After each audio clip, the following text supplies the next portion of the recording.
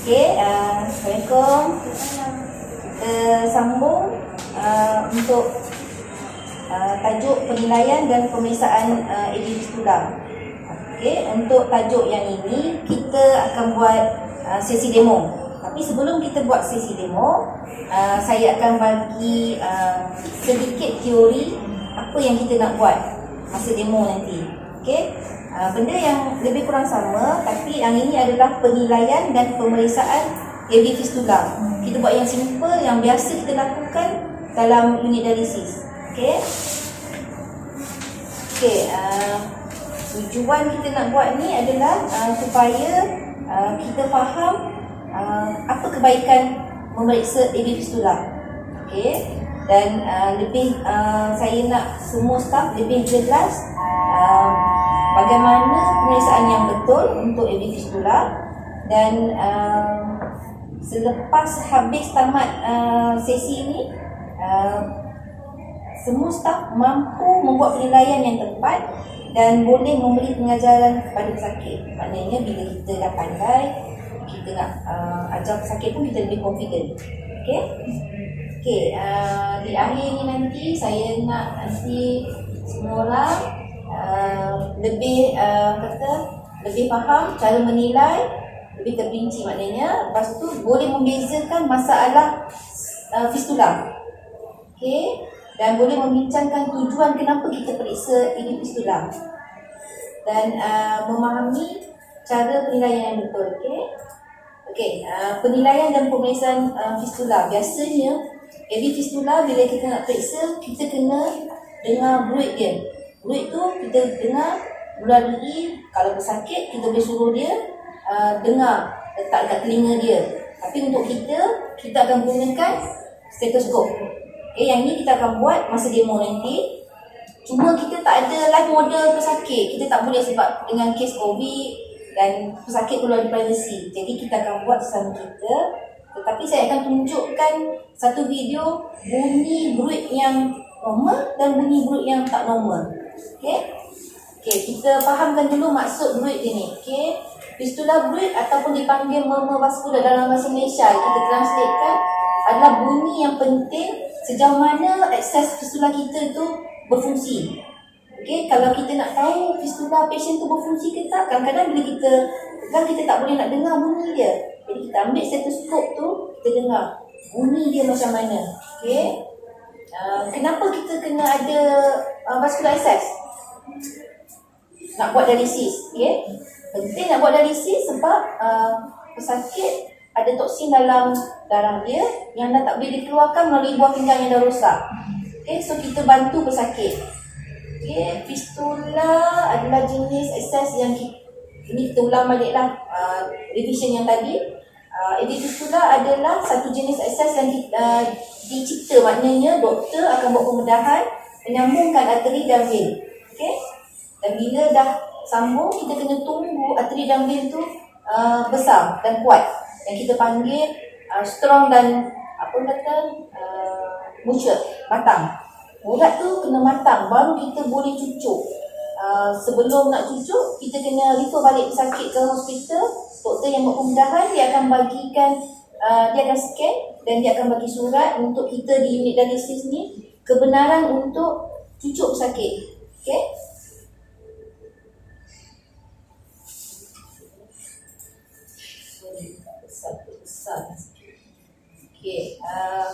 Fistula bruit.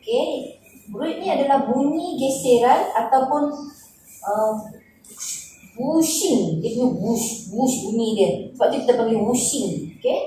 Disebabkan oleh aliran darah yang tinggi di fistula. Aliran darah yang tinggi ni berlaku sebab cantuman arteri dan vein.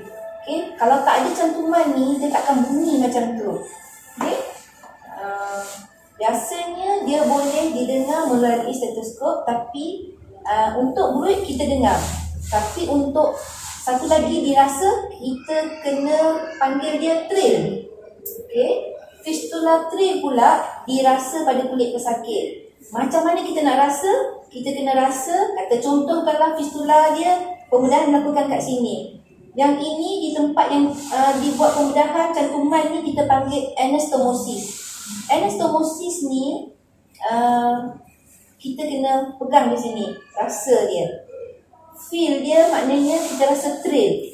Thrill ni bila first datang kita akan rasa, dan pesakit pun boleh rasa kat rumah. Yang murid ni suruh pesakit dengar, letak kat telinga dia, dia akan dengar. Kita kena ajar dia dengar bunyi yang macam mana yang normal. Bila bunyi dia tu sangat perlahan, biasanya bila tekanan darah rendah ke, atau pesakit tak sihat, ataupun pesakit angkat berat, tinggi ke apa ke, dia akan boleh merosakkan fistula pesakit ni. Okay, so untuk tip kita nak bezakan, kita kena ingat bruit dengar, thrill rasa. Okay. Penyempitan urat, ni stenosis. Stenosis ni kita boleh tengok pada fistula, boleh tengok. Tapi tengok tu kita susah nak tengok kata mata kasar. Tapi kita kena buat examination lah, pemeriksaan. Nanti kita akan ajar macam mana kita nak tengok kalau pesakit tu ada stenosis. Kalau kita pasang dekat mesin, dia lain, dia nampak stenosis tu. Kalau yang stenosis, kalau kita pasang dekat mesin, biasanya jerking. Kalau mesin tu jerking, itu menunjukkan ada stenosis pada supply, maknanya di bawah. Sebab kita nak keluarkan darah, dia jerking. So ada sempit dekat supply darah tu. Tapi bila ada stenosis di venous, tempat yang darah masuk, itu bermakna sempitan ke atas venous akan tinggi. Dia sempit. So dia akan tunjuk pada mesin venous high. Itu sebab penting untuk kita tengok dekat mesin. Sebab itu setiap jam kita akan record treatment chart tu, macam mana nak tengok perkembangan fistula pesakit. Tanda-tanda amaran fistula ni kita kena tengok. Jadi penilaian kita tengok sama ada bengkak atau sakit dekat lengan pesakit, ada kebas atau tak kat tangan. Kebas contohnya apa tadi? Stay syndrome, kan? Suhu tangan yang rendah, maknanya sejuk, stay syndrome. Sakit kat tangan, ini semua tanda-tanda stay syndrome. Tetapi mungkin juga ada jangkitan kuman ke, kan? Kita kena tengok juga. Pendarahan yang berpanjangan. Kadang-kadang ada stenosis, so darah tu dia akan jadi pendarahan, kan? Dia backflow balik. Kebocoran, cecair, kemerahan, ini semua tanda-tanda infection. Dan ini satu lagi cara nak tengok stenosis. Kita buat apa? Kita naikkan tangan ke atas. Katalah fistula patient kan, dia bulging. Tapi bila kita naikkan ke atas, dia flat. Bermakna dia tak ada stenosis, darah tu boleh keluar. Tapi katalah bila naik ke atas, dia tetap bulging, bermakna ada stenosis kat sini. Faham? Ini cara kita nak tengok. Nanti kalau pesakit nanti, bila korang buat, korang suruh dia angkat tangan. Kita tengok dia ada stenosis ke tak. Dia bulging, bila kita suruh dia angkat, flat benda tu, dia tak nampak benda tu. So dia tak ada stenosis. Benda simple je. Tapi kadang-kadang kita nak sibuk, nak cepat. Tapi untuk belajar kita kena tahu tanda-tanda. Dengan patient yang ada ni, biasa kita boleh buat kemudian. Penjagaan fistula sama je macam tadi. Kita lihat, dengar, rasa. Lihat apa yang kita lihat, tanda jangkitan, sama ada bengkak, merah, panas, pendarahan, kulit melupas, bonjol, semua tu kita kena tengok. Bonjol tu mungkin masa terjujuk, bengkak, ataupun ada jangkitan kuman pun dia akan bengkak juga. Dengar, kita kena dengar bunyi fluid tu, bunyi dia okey ke tak. Dan rasa thrill. Aneurysm atau pseudoaneurysm. Aneurysm ni adalah kita nampak tangan patient tu bengkak. Dia ada pseudoaneurysm ni. Aneurysm palsu. Dia berlaku bila kita punya dinding kita cucuk tu, dia keluar saluran darah ke sana. Tapi yang aneurysm yang betul tu, dia bengkak, dia lemah. Dan kalau besar, dia kilat semua tu, dia boleh pecah. Yang itu kena jaga. Sebab Sebab tu kita takut aneurism ni. Okay.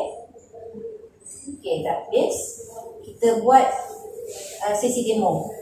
Ada apa-apa nak tanya tak?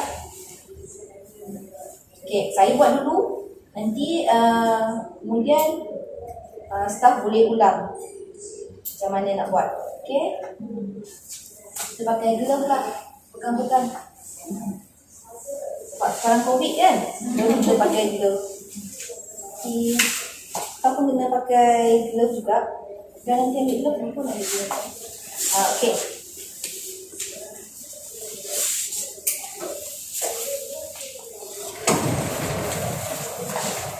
Kita akan buat sesi demo. Kita buat macam ni, kita duduk sakit. Kita akan assume satu staff sebagai pesakit dan kita tunjuk macam mana cara untuk buat penilaian dan pemeriksaan ini sekolah.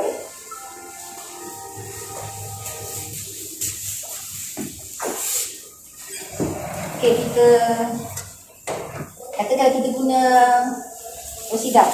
Okay, kita naikkan dengan baju. Okay, ini contoh, kita letak tangan di sini. Okay, fistula pesakit, anastomosis dia kat sini contohnya. Bila kita nak tengok pesakit, kita tengok tangan dia. Ambil dua-dua belah tangan dia. Kenapa kita kena ambil dua-dua tangan nak tengok, bezakan? Okay, kita kena tengok dua-dua. Kena tengok yang ini, dia tak ada masalah, dia tak ada fistula. Kita nak tengok aliran darah di tangan yang normal macam mana dan tangan yang ada fistula macam mana. Katakanlah dekat sini warnanya nampak pucat, so kita kena melakukan penilaian pada masa datang. Tanya lagi dia, tengok lagi macam mana. Kalau perlu dirujuk, kita kena rujuk cepat. Okay. Okay, yang ini kita dah tengok tangan. Okay, ini tangan fistula. Katakanlah ini anastomosis, yang ini adalah tempat yang kita cucuk. So kita kena tengok dia ada bengkak ke, ada luka ke, ada pendarahan yang tak berhenti. Ini contoh ya. Okay, kita tengok kalau semua okey, dan kita kena tengok juga cucuk tu macam mana. Kalau tempat setempat sahaja, dan kita kena ubah step kita. Step yang patut kita buat adalah rope ladder. So kena pastikan okay, ini anastomosis, kita kena cucuk sakit 3 jari kan atas. So kena pastikan kat sini kita ajar, kita kena buat rope ladder 1, 2, 3, dan kita ulang balik 1, 2, 3. Jangan cucuk belah sini, belah sini, belah sini, belah sini, dia akan jadi aneurism, bengkak. Okay, dan lama-lama dia akan jadi bulging besar. Yang itu yang kita kena elakkan supaya fistula pesakit ni tahan lama. Okay, bila kita dah tengok yang ini, tak ada tanda-tanda jangkitan kuman, dan kita dah rasa clear, boleh rasa clear, dan kita kena dengar dia punya break. Okay, untuk break ni kita kena pakai stetoskop. Okay, bila kita dengar ni, kita akan dengar kat sini bunyi dia buzzing. Tapi katakanlah ada stenosis, dia akan bunyi macam whistle, macam tu. Itu maknanya ada stenosis. Jadi bila dengar, biasanya doktor pakar bila datang pun dia akan dengar, dia akan guna stetoskop ni. Dia bukan nak tengok apa, dia nak dengar breath tu ada stenosis ke tak. Jadi penting untuk kita daripada sekarang belajar bunyi yang betul dan kita tahu beza dia. Dan bila kita nak tengok macam tadi saya ada katakanlah ini urat dia bulging kan, bila kita naikkan ke atas, dia masih bulging lagi, dia tak turun. Bermakna dia ada apa? Stenosis. Sebab kat sini dia sempit, so darah tu tak boleh nak turun, so dia bengkak juga, bulging lagi. Tapi bila dia naik tu, dia flat. Itu maknanya urat dia bagus, dia tak ada stenosis. So nanti buat tunjuk tengok dekat pesakit masa kita nak cucuk pesakit. Jadi kita boleh tahu pesakit tu ada stenosis atau tak. Okay, tu bunyi. Tu bunyi okey, tu bunyi okey. Dengar tu. Macam ni. Dia bunyi dia lain. Itu tak bagus. Ini ada masalah. Okay, so dia kena betulkan. Okay. Bunyi pitching dia kuat ni, dia ada stenosis. Okay. Sekarang kita buat untuk apa ni? Demo. Seorang-seorang pakai glove. Buat macam mana bila kita sakit. Apa yang kita nak buat? Macam tadi.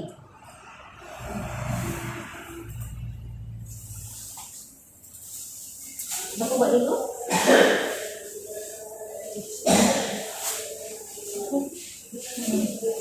Ini contoh sakit. Buka dulu bagi dia tengok jari kan.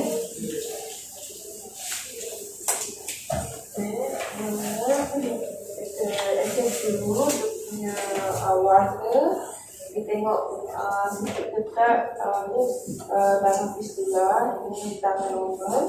Tengok dulu kita rasa, lepas tu kita patient kat rumah ada apa-apa masalah tak tangan fistula. Rasa dulu tengok tak ada apa-apa masalah. Kita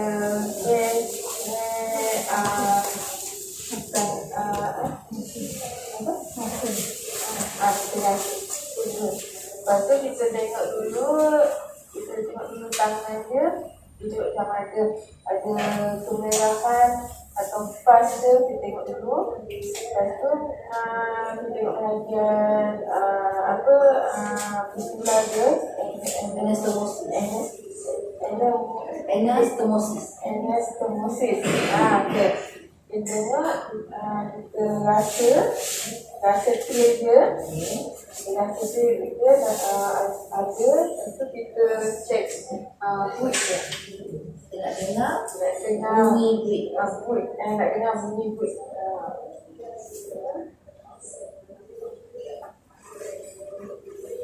Kita dengar bunyi push. Okay, bush bunyi yang normal ke abnormal? Yang bush bunyi normal. Okay, kalau bunyi macam whistle tu? Yang tu ada stenosis lah. Okay, bagus. Maknanya stenosis tu apa? Penyempitan saluran darah. Okay, bagus. Okay. Kita tiga jari. Kita tiga jari untuk cucuk bahagian arteri. Arteri ni kita cucuk untuk supply. Supply yang vein kita cucuk untuk internet. Okay. Lepas tu kita nak tengok apa lagi?